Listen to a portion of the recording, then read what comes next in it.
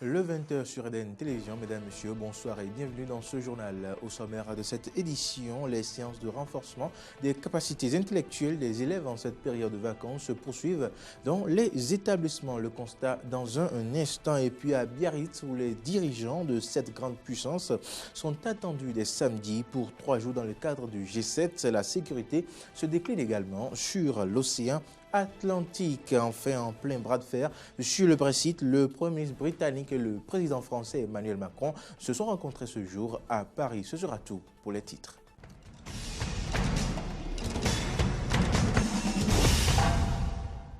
Merci de votre fidélité renouvelée à Eden Télévision. Je vous le disais en titre, les séances de renforcement des capacités intellectuelles des apprenants en cette période de repos, communément appelée cours de vacances, se poursuivent dans certains établissements. Eh bien, dans l'Atlantique, une équipe d'Eden Télévision est allée faire le constat pour vous. Voici le compte rendu.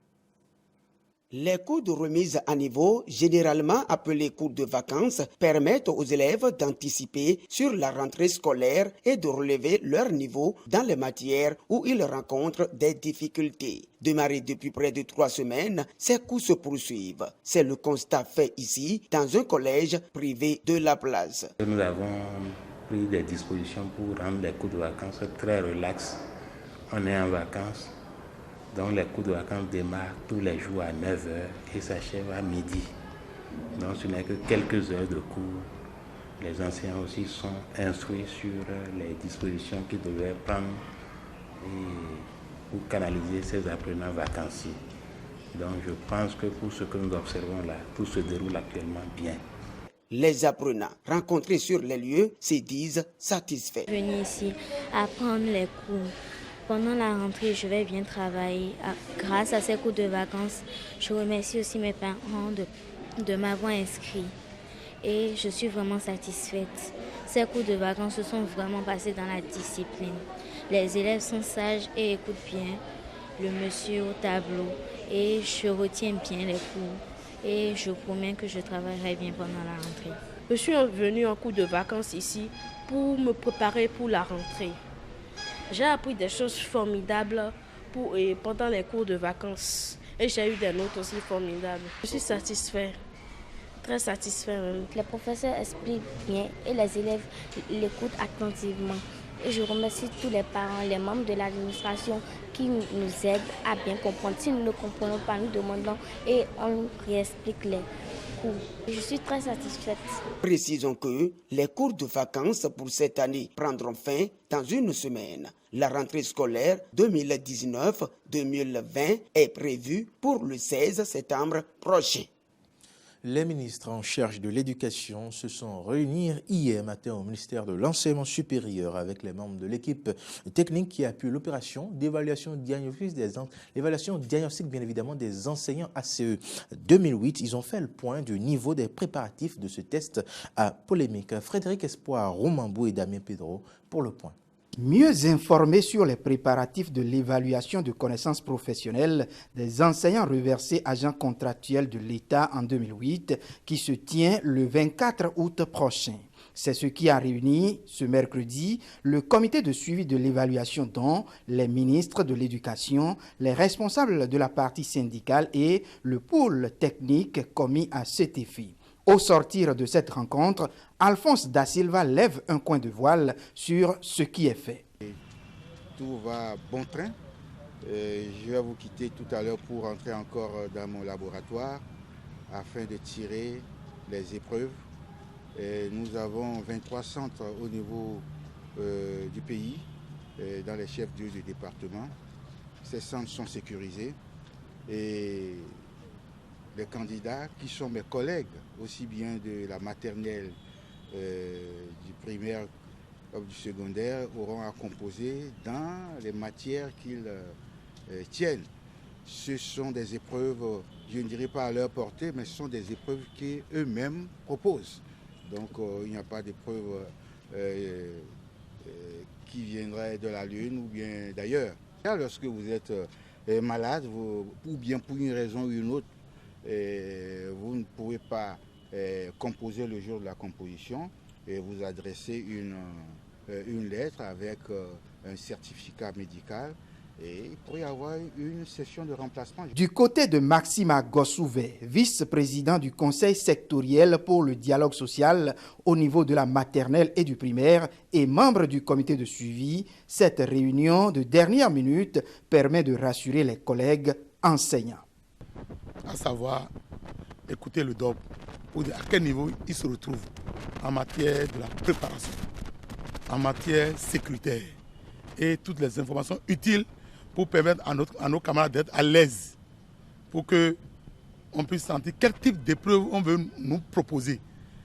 Quels sont les autres facteurs pouvant nous permettre de rassurer les camarades qu'une fois encore, ce n'est pas un marché de dupes que le gouvernement est en train de négocier avec nous. Ensemble, nous avons échangé et pour rassurer les uns les autres, pour dire le 24, ça sera une fête. Et nous invitons les uns et les autres, tous nos collègues. À noter qu'ils sont plus de 18 000 enseignants appelés à cette évaluation. Toujours au ministère de l'Enseignement supérieur, la Fondation Malekhossou a été reçue par les membres du comité de suivi de l'évaluation diagnostic des enseignants ACE 2008. Reportage. Vérifier le bien fondé ou non des rumeurs d'un licenciement de masse des enseignants reversés en agents contractuels de l'État 2008. C'est ce qui a motivé cette rencontre entre les membres de la Fondation Malekhossou et le comité de suivi de l'évaluation des agents contractuels de l'État 2008 ce mercredi. Les syndicalistes, que le gouvernement est en train de chercher un moyen pour licencier quelques-uns des enseignants. C'est ce qu'on nous a dit, mais pas officiellement. Et depuis plusieurs jours, les imams sont interpellés dans leur mosquée. Alors, qu'est-ce qui se passe? Les gens sont en chômage et maintenant on va les liquider, ceux qui travaillent. Moi, je n'ai rien compris. Et parmi les syndicalistes, il y a beaucoup qui sont venus nous rencontrer. Maintenant, les imams ont décidé qu'on se rapproche de vous les menez pour savoir ce qui va se passer. Après un exposé de long en large et les questions-réponses, le ministre Karimou Saliman tente de rassurer les membres de la Fondation. La première chose précise, c'est qu'il faudra que les partenaires sociaux soient là pour voir du début jusqu'à la fin ce qui va se passer. C'est pourquoi le comité a été mis en place. Deuxième chose, le chef de l'État l'a dit ouvertement devant eux tous, que cette évaluation vise essentiellement le renforcement des capacités des enseignants. C'est-à-dire qu'après l'évaluation, il y aura un plan de formation qui va leur permettre d'avoir les qualités qu'on attend d'eux. Et troisième chose essentielle que le chef d'État a dit, et qui a été confirmée par le gouvernement le lendemain, le 24 juillet, c'est que cette évaluation, pour rien au monde, ne saurait déboucher sur la perte d'emploi de qui que ce soit. Des membres de la Fondation Malekhossou qui par ailleurs ont apporté certaines suggestions au comité afin que la paix sociale soit mieux préservée. La distribution gratuite des actes de naissance aux citoyens enregistrés à titre dérogatoire est désormais effective grâce au projet d'enregistrement dérogatoire à l'état civique PEDEC initié par le gouvernement du président Patrice Talon. Eh bien, cette distribution se poursuit dans les arrondissements. Pour vous en convaincre, Horacia Diodi a effectué le constat dans l'arrondissement d'Abomey-Calavi. Après la phase pilote qui a duré 2 semaines, l'opération de distribution gratuite des actes de naissance est effective dans tous les arrondissements du Bénin depuis le 12 août dernier. Cette opération concerne spécifiquement les personnes ayant été enrôlées sur la base de témoignages lors du recensement administratif à vocation d'identification de la population RAVIP.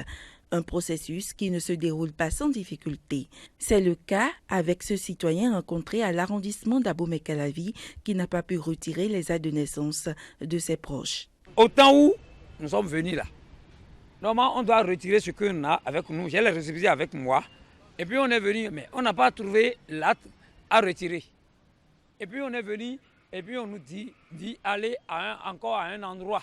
Oh, tout a été effectué à Calavi ici. Interrogé, l'agent distributeur n'a pas été en mesure de fournir des explications valables. Tout ce que je peux dire, c'est peut-être ça s'est retrouvé dans d'autres registres, dans d'autres arrondissements, ou peut-être ce n'est pas tous les registres que nous avons là. Outre ces difficultés, l'opération de distribution se déroule normalement. Ce père de famille, pour avoir retiré l'acte de sa fille, lui permet ainsi de participer aux prochains examens de fin d'année. Systématiquement, je suis venu, j'ai présenté seulement le récépissé et puis on m'a donné ça, c'est simple. Ça, c'est une très bonne chose. Au départ, les gens disaient que le RAVIP, c'est un truc c'est un instrument électoral, tout ça là. Et demandaient à ne pas aller. Mais ceux qui n'avaient pas fait ça vont regretter certainement. Le processus de distribution prend fin le 26 août prochain, mais au niveau des arrondissements parcourus, l'affluence n'est pas encore au rendez-vous. Tout le monde n'est pas au courant que l'opération se passe. Or que nous avons un délai, on finit le dimanche 26. Donc après ça, ce sera déposé, les registres seront déposés chez CA ou C7 des arrondissements. Et je ne suis pas sûr que ça soit facile pour eux de retirer, puisque les autres aussi auront d'autres choses à faire. La distribution des actes de naissance est en cours dans tous les arrondissements. Les personnes concernées doivent se munir de leur récépissé RAVIP pour le retrait. À présent, en page magazine, nous emmenons à la découverte du faisan. Eh bien, je disais tantôt qu'en page magazine, nous emmenons à la découverte du calendrier faisan. Le calendrier jadis de la sous-région du golfe de Guinée, et en particulier celui du Dahomey, mais toujours en vogue. Que veut dire littéralement ce mélange du Yoruba et du fond faisan? Maître Raimi Amoussa, métaphysicien et plasticien, nous en parle. Le sang, c'est déjà le jour à 100. Mais c'est genre un préfixe, un suffixe qui donne à d'autres. Non, sans coup. Nos parents, pour pérenniser des réalités éternelles, ont retenu des noms de leur trajet historique. Le faire en liaison avec l'origine, là où ils ont retrouvé leur étoile polaire, le Ifẹ̀ au Nigeria, le royaume de la lumière, l'Orient. C'est pour ça qu'on nous appelle les Wezenu, les gens de l'Orient. Nous fait des nions, des wio, nous des réons. Le faisan, c'est l'étoile polaire des jours de la semaine du Dahomey. Que devons-nous alors retenir de ce que désire le faisan? Le faisan, c'est d'abord le calendrier lié au cycle lunaire et donc lié au nombre 9. Vous verrez que, différemment de la semaine de 7 jours, chez le Dahomey, c'est plutôt la semaine de 9 jours. Et le mois fait 9 fois 3, qui est en lien avec la fin du cycle lunaire. Et donc le 28e jour recommence encore un autre cycle. Ça fait que l'homme renaît toutes les 9 jours. Le chiffre 9 du faisan n'est pas un hasard, selon Maître Raimi Amoussa. Le cycle universel 9 veut que tous les 9 ans, nous renaissons aussi. 9 ans, 18 ans, 27 ans, ainsi de suite. Et nous naissons dans un autre, chaque fois dans une autre vibration. Et nos Dahoméens, nos parents ont compris et ont ciblé leur vie quotidienne par rapport au cycle universel et particulièrement par rapport à la Lune. Et donc ce faisan est composé de 9 jours illustrant la connaissance intrinsèque de la valeur de la vibration des nombres de nos parents. De 1, 2, 3, 4, 5, 6, 7, 8 à 9. Chaque chiffre du faisan a une signification dont nous parlerons dans le prochain épisode. Vous le savez désormais, le faisan est composé de 9 jours. Et quels sont ces jours et que représentent-ils? Élément de réponse avec Moriano Nonrouyon Agua. Le calendrier lié au cycle lunaire appelé faisan se décline en 2 colonnes selon Maître Amoussa Raimi. Si le faisan est composé de 9 jours, quelle est alors la signification de chaque jour? Quand vous prenez le faisan, vous avez le Medjo. l'homme naît. Mais l'homme naît d'où? L'homme vient d'où? D'où la notion de l'au-delà, les ancêtres, les forces invisibles, tout ce que l'homme n'arrive pas à maîtriser, que nous nommons dans le Dahomey. Mais la deuxième étape de l'homme sur la terre, c'est le Mekou, le deuxième jour. Mais Djor et Donawaku. Mais la troisième étape, c'est le Mezovodun, c'est-à-dire Mekou on a les Vodun, d'où la notion de Adjalasa ou de Ojuri, où on habille nos morts à travers les revenants, pour les assaillir, pour perpétuer les mémoires. Mais le quatrième jour, nous avons le médiason. Potentiellement, l'homme doit chercher à connaître ses maladies. Mais le cinquième jour, c'est le vor. Le sixième jour, c'est le médoroué. Le septième, c'est le messavo, le sacrifice, le beau, la puissance du gris-gris. Mais le huitième jour, c'est le wedo, la justice, les procès. C'est-à-dire possibilité que l'homme soit jugé soit par ses fautes, soit par les karmas contractés dans les vies passées ou dans l'actuelle vie. Et maintenant, vous avez l'élément central pour pallier et pour vivre dans la paix et la sérénité et anticiper le Mekanfa. Le Mekanfa est le 9e jour du faisan. L'illustration en 2 colonnes du faisan se décompose comme suit. La colonne du bien, vous verrez que les actions, les jours qui donnent la faveur à l'homme sont illustrés par les nombres impairs dans le faisan. Le 1, le médium. Le 3, le mésovodun. Le 5, le vor, c'est-à-dire tu aurais consulté.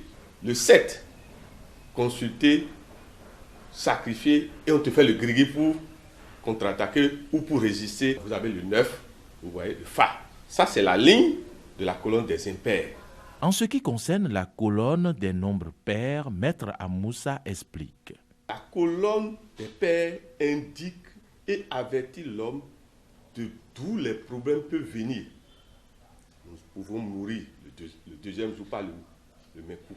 Vous avez le 6, il faut tout faire pour respecter les règles du Wendo. Maintenant, vous avez le 8, le Médéhin, c'est-à-dire la possibilité que vous puissiez devenir malheureux, miséreux, manquer de tout. Le faisan presque inconnu des jeunes d'aujourd'hui est un pan de notre tradition au Dahomey qui est absolument à pérenniser.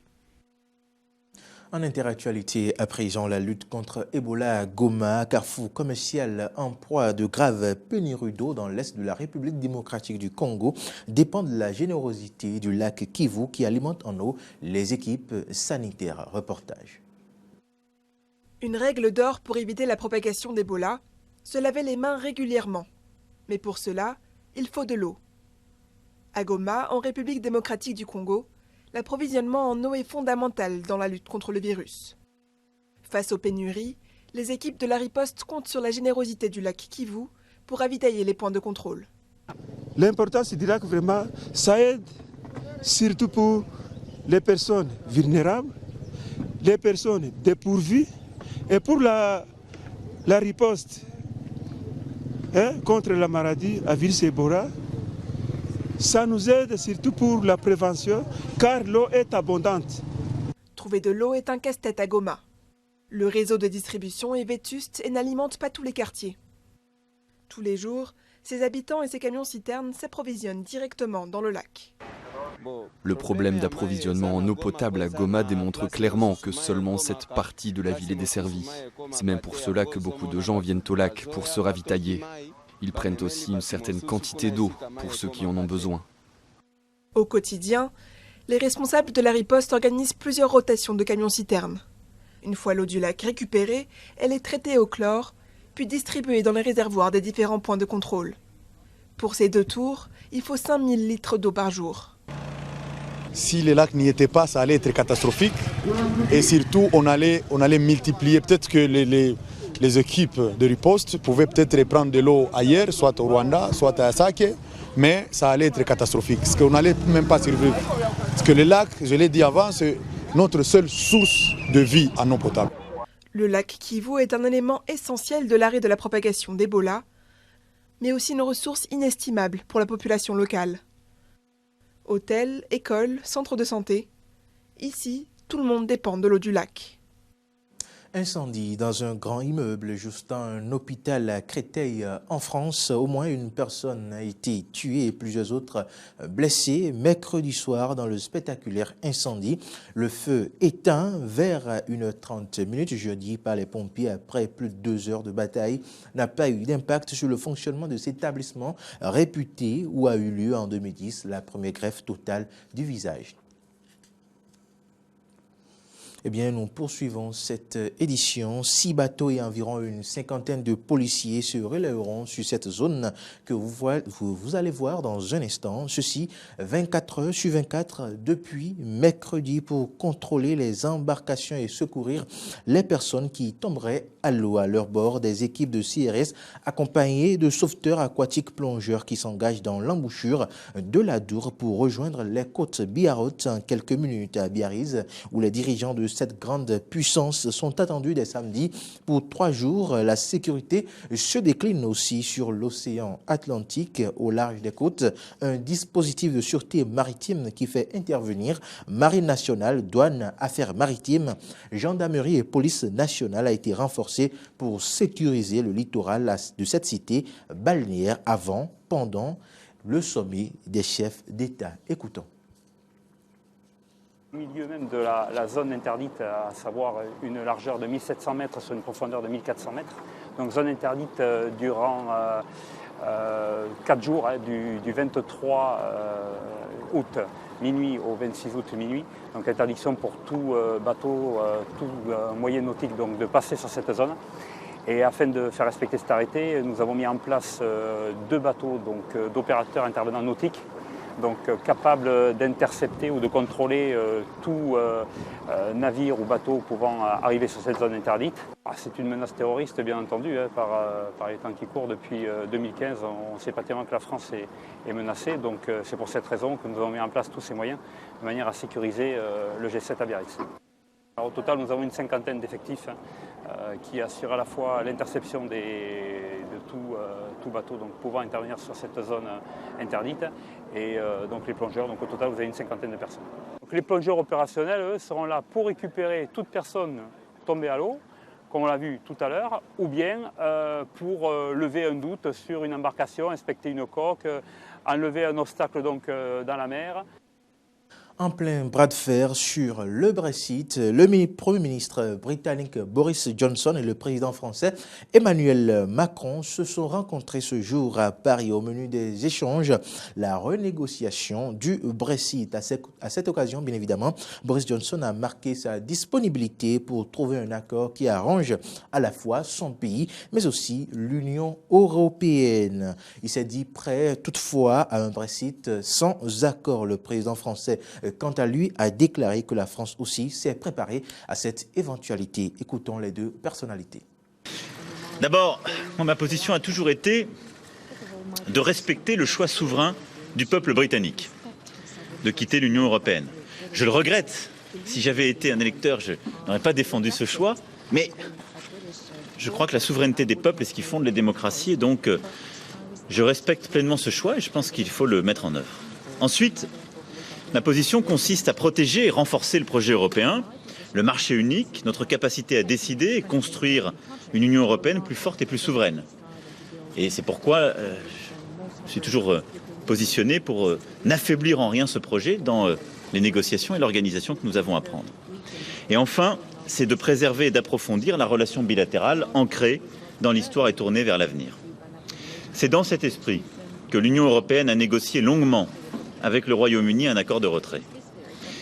Je ne vais pas entrer ici dans le détail de cet accord et il n'appartient à aucun pays de l'Union européenne seul de négocier ou renégocier cet accord. Mais je veux dire que les éléments clés de celui-ci, comme le backstop irlandais, ne sont pas simplement des contraintes techniques ou des arguties juridiques, mais bien des garanties indispensables à la préservation de la stabilité en Irlande, à l'intégrité du marché unique, qui est le socle du projet européen, et sont partie intégrante de cet accord longuement négocié par le Royaume-Uni et l'Union européenne. Je veux dire simplement, en ami et en allié au Royaume-Uni, que c'est à lui seul de choisir son destin. La manière dont il sortira de l'Union européenne et les fondements de la relation future qu'il veut bâtir avec l'Europe. Nous nous préparons quant à nous activement à tous les scénarios, notamment celui d'une sortie sans accord le 31 octobre, si cela devait être in fine le scénario retenu. Ce n'est pas le choix de l'Union européenne, mais c'est notre responsabilité commune à l'égard de nos citoyens, de nos territoires, de nos entreprises, de nous y tenir prêts. Et c'est ce que nous avons d'ores et déjà préparé. Mais je sais en tout cas que l'avenir du Royaume-Uni, autour de notre histoire, de nos valeurs, ne peut se trouver qu'en Europe. Je voudrais tout de suite venir au gros du sujet. Bien sûr, je veux arriver à un accord. Je cherche un accord et je pense que nous arriverons à cet accord. J'étais très encouragée par nos discussions hier à Berlin avec nos amis mutuels. Et je pense avec la bonne énergie, avec la bonne créativité, je pense que nous trouverons un moyen pour avancer d'une façon qui serait adaptée pour nos entreprises et nos citoyens. Mais comme Emmanuel a dit, il est très important dans le monde politique.